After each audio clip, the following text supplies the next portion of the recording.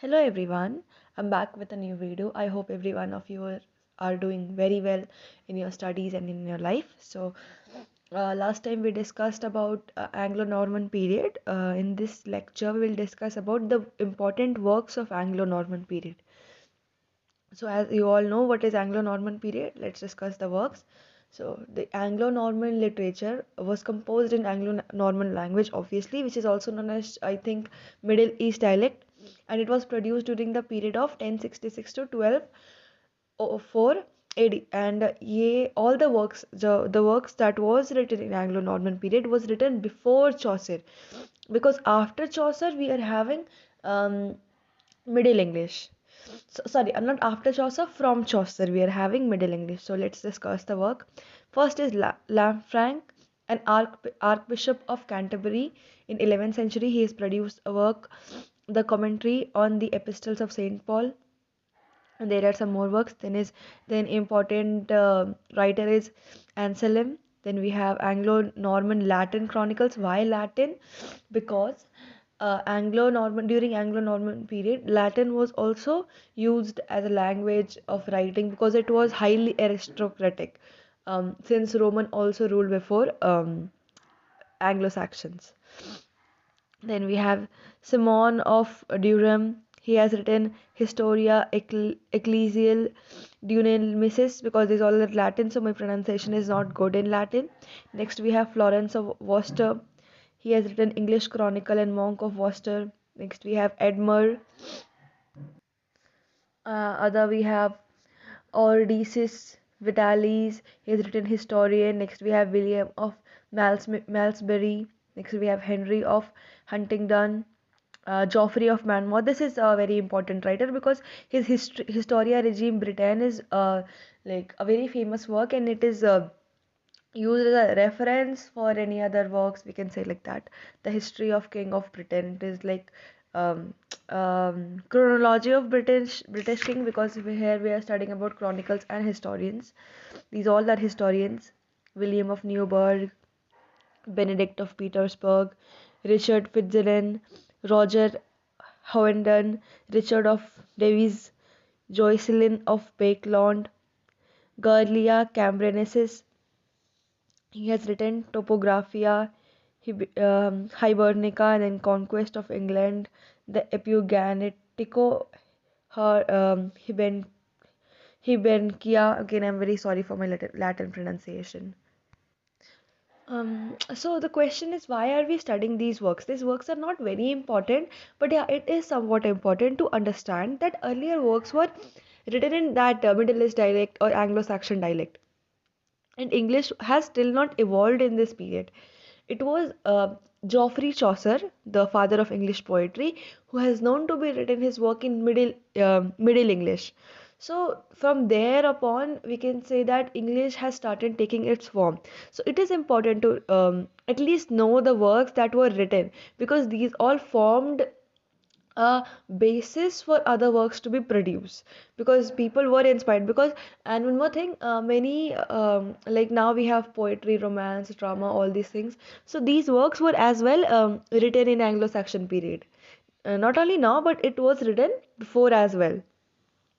So that is the reason that we should know these things. Next we have Matthew Paris. He has written Chronica Majora. All these things are, see, at that time people were having the subject of history and chronicles, like who was the king and what and what and what. So they wrote about this. It's according to the period that people are writing. What is new in that period? So it was new, so they wrote. Now next is Anglo-Norman Brute. I think you all have heard this thing. It is a slightly important thing. Okay, what are brutes?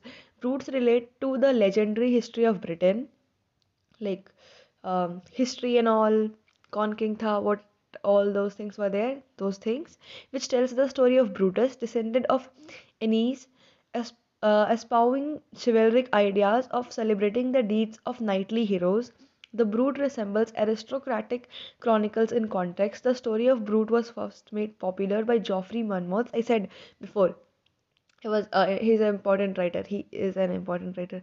Historia Regime Britain, Anglo-Norman poets, Weiss and Layman. I think you have heard this name. When we talk about Beowulf, then we hear the names of Weiss, Layman, Bede, all those are important writers of Anglo-Norman period. Although Beowulf is not a writer, it's the name of a poem. Used materials from Monmouth's history and reworked into French versions. So since after the Norman conquest we have French, so there are works written in French as well because the William I the Conqueror, he was from Normandy, present day France, sorry. So the works, so the poets and all, so people were there, so they wrote French. Also, and one more thing, French language is also a form of romantic language, that is Latin. So there is a tint of influence of Latin in French language. So the works were written in a like mixed type of language. So important poets are Weiss, he has written Roman de Brute. Next is Layman, he has written Brute.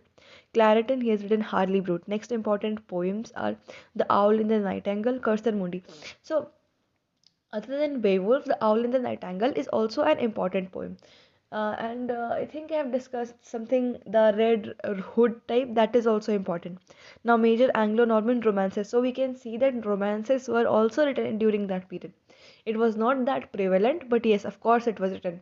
Since nowadays we don't know the language, and it will take time for us to learn the language, so we are actually not interested in that, but romances were written, and I guess it was like profound romances were written. So let's look into the names. Outwell, the sage of Meliane, Sir Fermutabras, the Soudon of Babylon, Sir Digare, the King Haran, Amis and Amilon, Sir Isumbras, Floris and Blancheflower.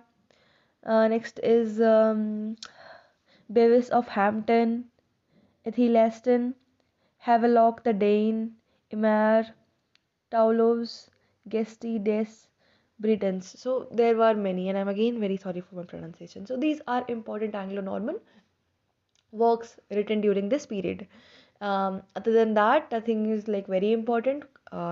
If we look from the exam point of view, these questions are hardly expected to come, but when we look through the net point of view, yeah, questions can come from this topic.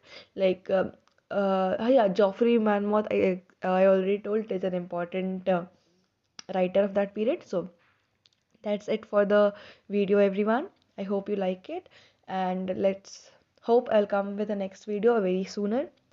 Okay, so all the best if you're preparing for something. Okay, bye bye then. Thank you. If you like the video, like, share, and subscribe. And if there is something, please write in the comment section below. Thank you.